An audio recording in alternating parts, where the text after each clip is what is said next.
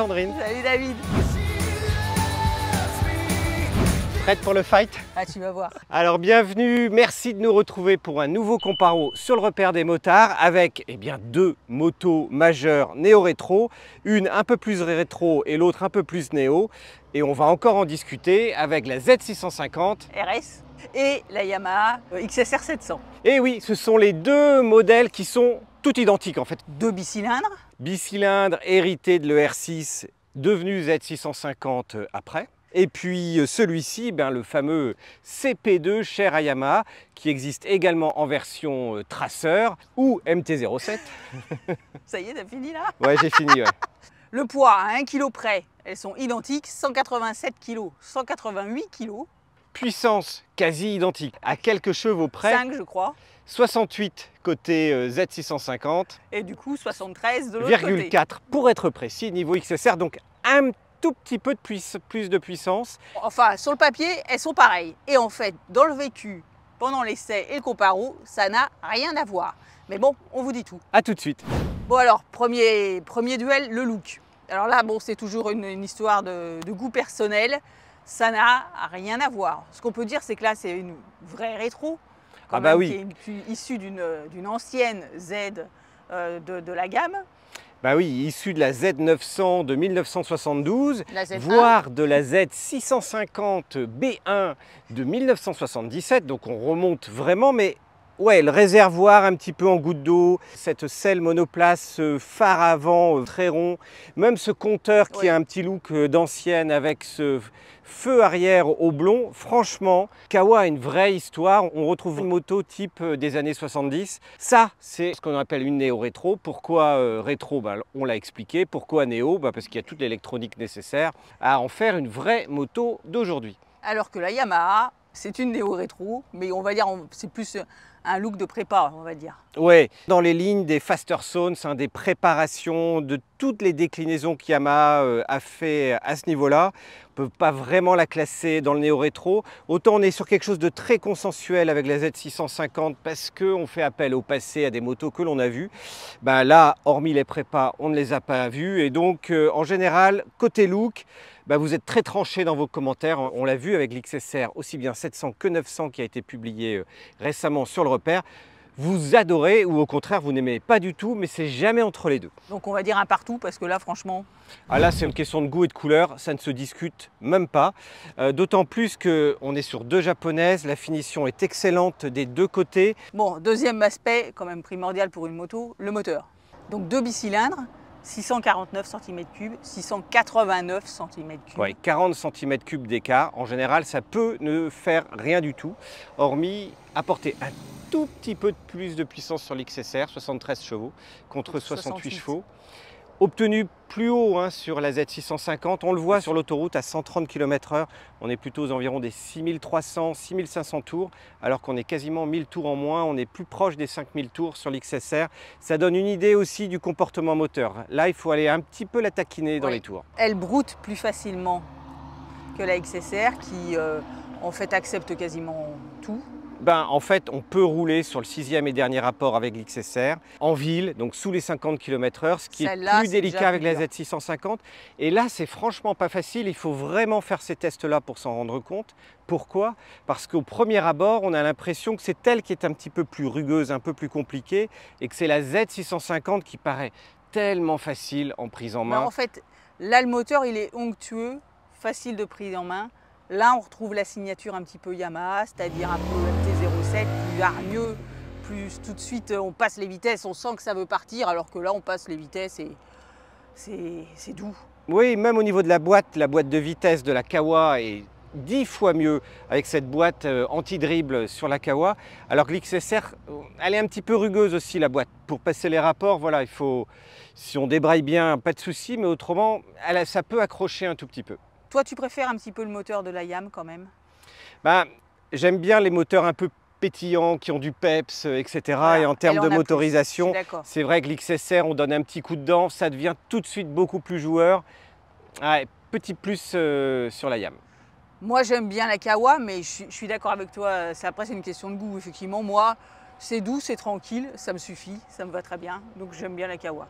Maintenant, La 700 Yamaha est aussi très bien, mais plus nerveuse. Si vous avez envie de rouler un petit peu plus tranquille, et pourtant d'avoir des watts, hein, on accélère et elle prend ses tours très facilement, elle est vraiment sympa la Kawa. Mais si vous voulez avoir quelque chose d'un petit peu plus vif, plus pétillant, vraiment très proche du caractère des Tracer et des MT-07, vous serez plus tenté par l'XSR. Alors côté position de conduite, c'est vrai que c'est aussi différent. La Yamaha est 835 mm, ça fait très mal en hauteur de selle.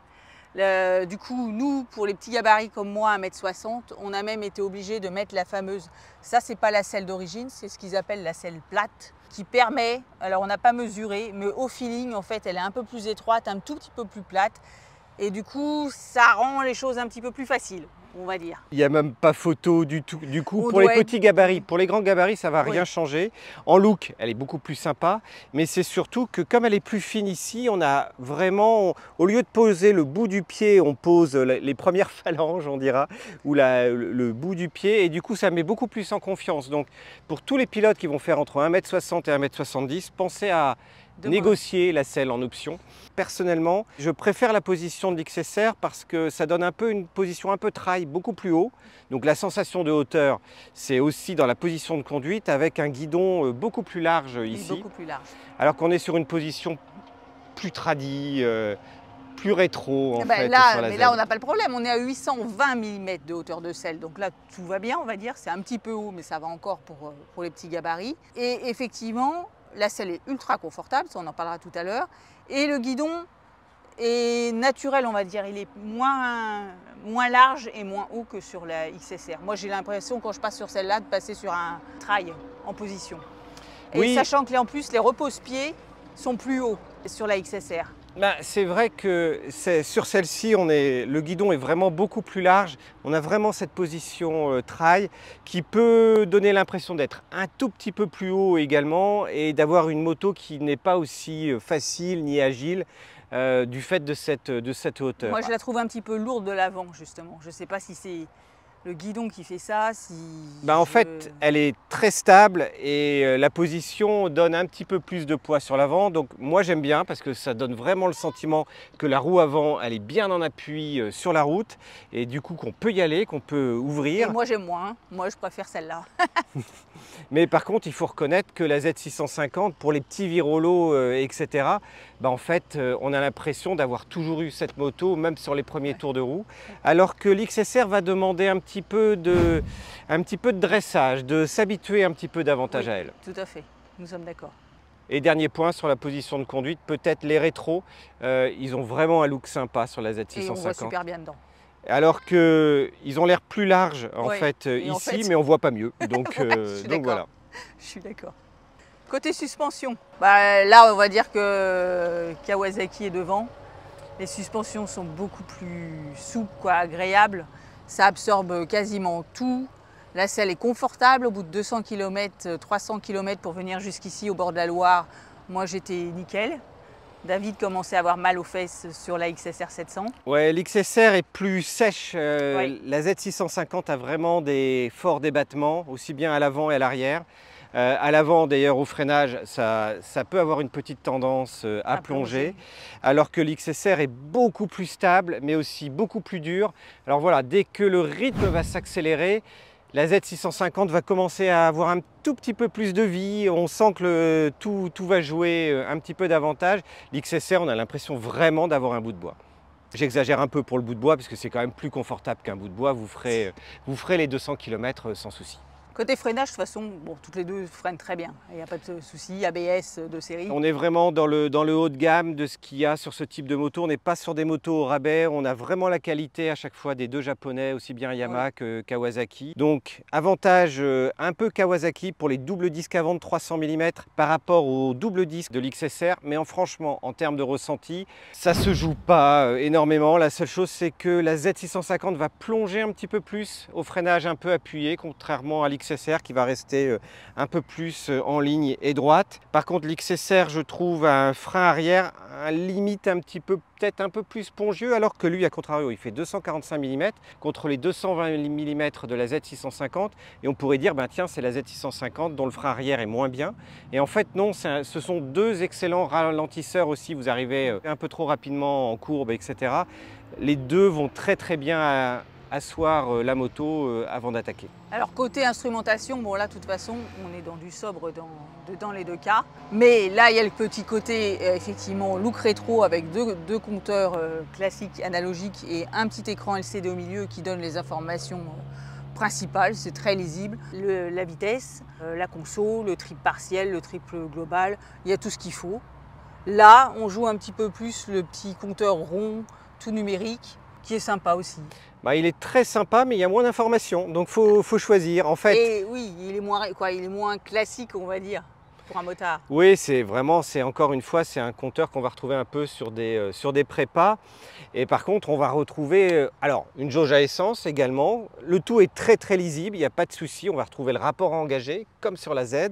Par contre, il va falloir choisir entre le trip ou l'horloge, mais pas les deux. Alors que sur la Z, au moins on a l'horloge et le trip, voire une autre information, sachant que dans les deux cas, on a les doubles trips partiels plus les totalisateurs, et puis la conso derrière. Franchement, même au niveau de la jauge à essence, les deux sont lisibles, donc vous savez quand vous allez y arriver. Oui.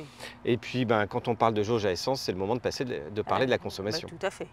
14 litres 3. Voilà. C'est plus grand. C'est plus grand. Et côté consommation, puisque là quand même on a fait une belle petite virée le long de la Loire, c'est la Yamaha qui gagne. Bah oui, elle va gagner en termes de conso, elle va consommer à rythme identique. Hein. On parle vraiment à autoroute, typiquement la Z650, elle est sur réserve à 200 km. Donc vous donnez. Oui, mais le compteur et le réservoir est plus faible. Bah, il est plus faible, forcément. Mais quand on remet les deux réservoirs vraiment à fond, grosso modo, la Kawa va consommer 0,75 centilitres de plus que l'XSR, et conso un peu supérieur et autonomie et bidon un peu plus petit, ben forcément elle a un petit peu moins d'autonomie. Si on la pousse un peu jusqu'au dernier kilomètre, on va être à 270 km d'autonomie maximum, alors qu'on va être sur 300 bons kilomètres avec l'XSR. Donc consommation, avantage XSR pour partir loin. Côté duo, les positions sont quasiment identiques, les hauteurs de repose-pied sont les mêmes, il n'y a pas de poignée dans les deux cas. Mais par contre sur la Z, il y a une poignée en option. Oui. Donc la seule chose qui est obligatoire, c'est la sangle ici, mais qui ne sert pas à grand chose, comme d'habitude. Voilà. Mais bon, si on parle hors option et de série, toutes les deux, il faut se tenir au pilote. On va dire que côté confort, ben, la selle de la Kawasaki est plus confortable, même pour le passager. Les suspensions sont meilleures aussi, c'est un peu moins brutal que sur la Yamaha. Bon, assez parlé là, faut peut-être qu'on aille. Ouais, qu'il faut qu'on aille rouler un tout petit peu. Allez, c'est parti pour l'embarquer, on met les gants, le casque et le blouson et c'est parti. C'est parti. Bon alors, tu prends laquelle? Moi je prends la verte. La verte pour toi, à moi la grande. Et en fait là on a l'impression que le gabarit il est un peu plus gros sur la Z. Oui, mais... oui, c'est vrai. Mais en fait en hauteur on voit vraiment que l'XSR elle est plus haute. Et d'ailleurs l'XSR, il n'y a pas à dire, je suis sur la pointe des pieds, il faut vraiment que ce soit toi qui monte derrière pour que j'arrive à mettre la plante des pieds par contre. Ben moi je suis pareil, il y a 1,5 cm en théorie de moins sur la mienne, la Kawa, mais je suis aussi sur les deux pointes des pieds. Non c'est fou hein, mais quand même, il y a une impression de poids supérieure avec la XSR qui fait qu'elle met moins à l'aise tout de suite que la Z650 RS. Non, la Z, je sens pas le... Elle est haute, quoi, elle est haute pour les petits gabarits parce qu'elle ne fait que 820 mm. Mais le poids est très bien équilibré et du coup, on la relève facilement à l'arrêt pour les petits gabarits et c'est tout de suite un jouet en ville comme là, dans les petites ruelles. On se croirait sur franchement, une petite cylindrée. A contrario, la 700, ben, elle fait plus grosse cylindrée. En fait, 689 cm3 d'un côté, 650 de l'autre. Il n'y a pas vraiment 50 cm3 d'écart entre les deux modèles. Mais tout de suite, la 700 fait plus grosse. Et puis surtout, le caractère très nerveux. Alors que là, même si j'ouvre un peu, c'est soft, au fait. Tu peux ouvrir, mais c'est pas brutal. T'as pas d'à-coups. Et ça, j'adore. Alors que l'XSR, c'est un peu brutal à la mise sur les gaz. Autant la Z, quand on est dessus, c'est la moto de débutant par excellence, agile, facile, etc. L'XSR demande un petit peu, elle peut surprendre le débutant par voilà, une poignée où on n'a pas vraiment dosé, on part, ça cabre. C'est deux caractères totalement différents. La position est bien, par contre, moi je sers bien cette XSR avec les jambes. Et elle part dans les tours tout de suite. Franchement, elle l'emmène, c'est pas la petite moto tranquille, c'est waouh. Ah oui, alors que moi je suis peinard derrière. Tout est doux. Le freinage, il y a une bonne puissance avec l'XSR. En fait, on peut vraiment freiner à deux doigts. Il n'y a pas besoin de prendre les deux mains.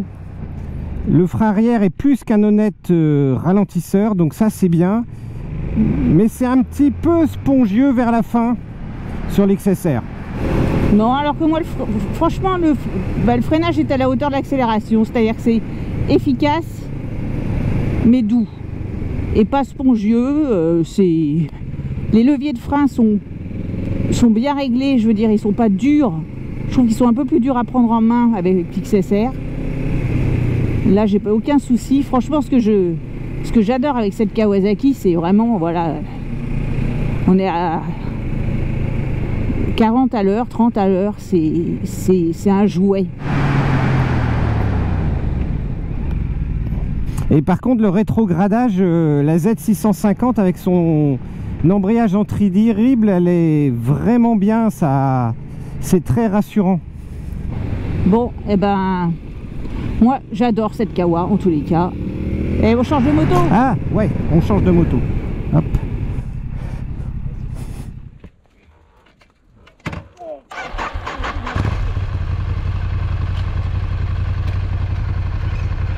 J'admets que la selle est plus fine, du coup, alors que la selle de la Yamaha est plus haute, avec la selle plate, je touche presque mieux les deux pieds à plat. C'est complètement fou ce truc.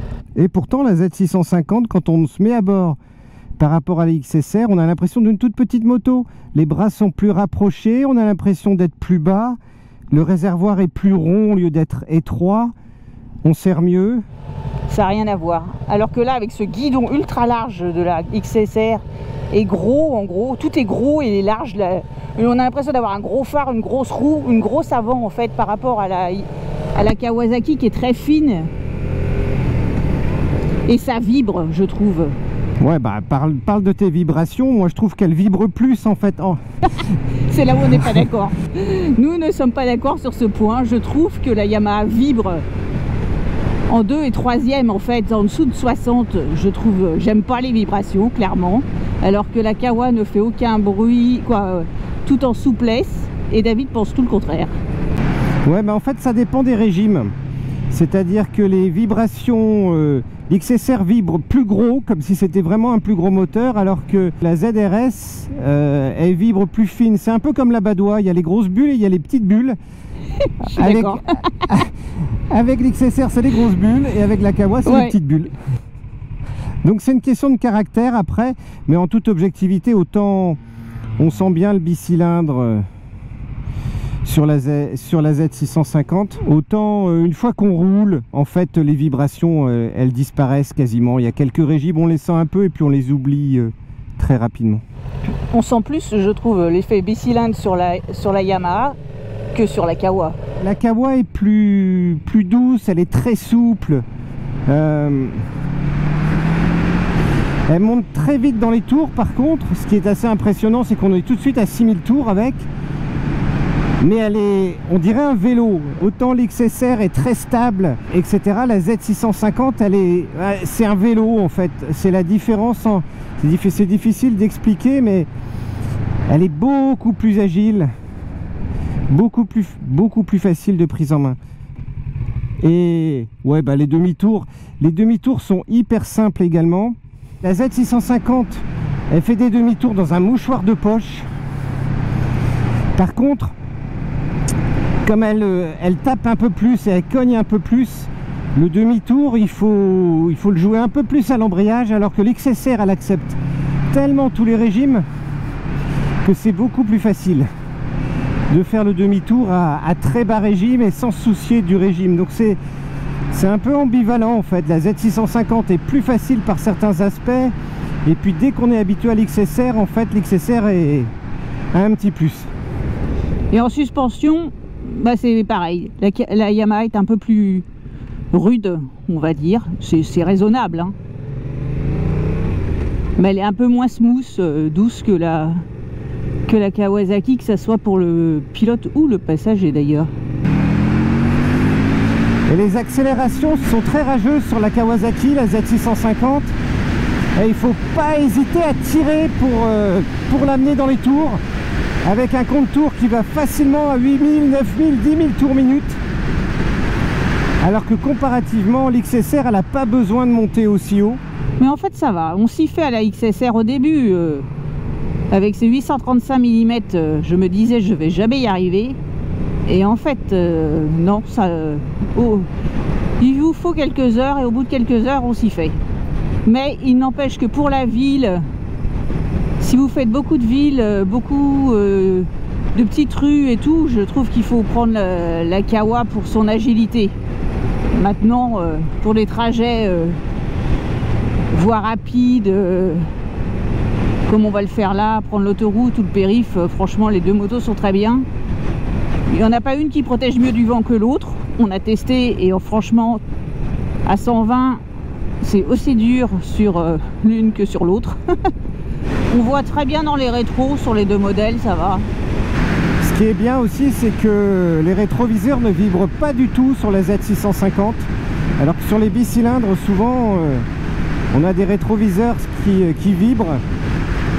Et la Z650, vraiment, la rétrovision est vraiment bonne, alors qu'on ne dirait vraiment pas. Je trouve que la Yamaha chauffe un peu plus. Quand il fait très chaud comme aujourd'hui, elle chauffe un petit peu plus que la Kawasaki. C'est tout à fait supportable, mais je sens un peu la chaleur à l'entrejambe que je ne sens pas sur la Kawa. La déco rétrograde, par contre, sur la Yamaha, c'est brutal. Passe de 3 à 2 alors que je suis à 34 km/h et boum, j'ai un coup de freinage moteur entre guillemets, alors que la Kawa, tu fais ça, tu sens rien du tout, c'est tout souple. Et ça, j'avoue que j'aime bien. Mais c'est une question de caractère en fait, parce que quand on aime une moto un petit peu brusque, où on a l'impression qu'il faut la maîtriser, qu'il faut la dompter, etc., ben, c'est avantage XSR. Si on veut une moto un peu facile, bonne à vivre tout le temps, un peu à l'ancienne mais avec les technologies modernes, ben c'est la Z650. Elle est plus docile, plus placide, mais elle n'hésite pas à monter dans les tours. Donc en fait c'est un peu rigolo. C'est pas qu'on est proche d'une 400 avec la Z650, mais c'est un petit bicylindre qui demande juste à être cravaché. On va se mettre sur le 6e et dernier rapport tous les deux. À 60 km/h, en ligne droite, et on accélère plein gaz. Top. Eh ben c'est la Kawa qui gagne. Et à partir de 6000 tours, la Z650, elle prend ses tours, vraiment, elle a juste envie de foncer. En fait, la Kawa se rapproche un tout petit peu de la Trident, qui est un 3 cylindres. Pour son côté docile, si on n'a pas envie d'ouvrir fort. Et la Trident, d'un seul coup, après on se souvient qu'au-dessus de 6000 tours, elle avait un deuxième visage. Je trouve qu'elle est un petit peu pareille. Alors que la Yamaha, franchement, bah, c'est une Yamaha, quoi. C'est une MT-07. C'est un peu plus brutal et rude partout. Bon, alors en conclusion, bon, on va dire comme d'habitude, deux excellentes motos. Après, ça dépend de ce qu'on a envie de faire avec, quoi. Look. Encore une fois, on ne va pas départager. Moi, j'aime bien le look de la XSR. Je trouve qu'au moins, on la voit nulle part. Donc, ceux qui veulent vraiment une moto, en plus, on n'en voit pas beaucoup sur le marché actuellement. Donc, voilà, une moto un petit peu type prépa, vous irez vers la XSR. Si vous voulez retrouver une moto un peu rétro, ancien, ça sera la Z650. Voilà. Après, si vous avez envie de rouler cool, tranquille, si vous êtes débutant, petit gabarit, Franchement, la Kawasaki est un vrai vélo et on se fait plaisir avec. C'est vraiment cette capacité de la Z à mettre en confiance qui est extraordinaire, beaucoup plus qu'avec celle-ci en fait. Elle va demander un petit peu d'habitude et je ne dirais pas qu'il faut être un pilote averti, ce serait vraiment de trop, mais la Z, c'est en 10 secondes, vous êtes bien dessus, vous allez rouler tranquillement. Donc même si vous avez eu des motos très puissantes et que vous voulez une moto un petit peu plus cool pour faire de la balade, la Z, elle est nickel. Voilà. Si vous voulez un petit peu plus de hargne, un petit peu plus sportif, il faut prendre la Yamaha. Et oui, par contre, ça a aussi un défaut. Voilà, si vous avez un peu plus de hargne, si vous voulez que ça soit plus sportif, ça peut être un petit peu moins cool, même si, encore une fois, comparativement, elle a une plage d'utilisation énorme, elle accepte tout. On l'a dit, hein, 6e et dernier rapport en ville à 50 km/h, alors que la Kawasaki va quand même cogner un tout petit peu plus à ce niveau-là, va demander à jouer, à tricoter un tout petit peu plus. Voilà, une machine différente. Pour le reste, voilà, si vous voulez en plus un peu plus de confort, vous irez un peu vers la Z plutôt que vers l'XSR. C'est sûr qu'en duo, il faut mieux prendre la Kawa.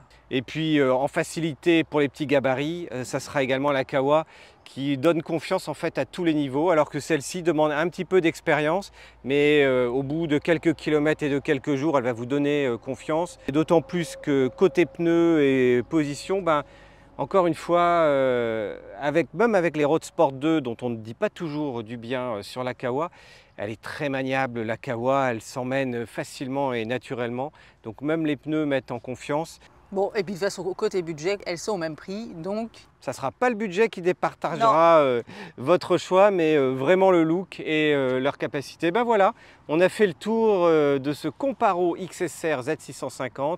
J'espère que vous avez apprécié. Si vous découvrez la chaîne aujourd'hui, on vous invite à cliquer en bas à droite pour vous abonner. Et puis, dès ici, le prochain essai, on vous dit à ciao, salut, pour plein d'essais en 2022 et 2023. À bientôt.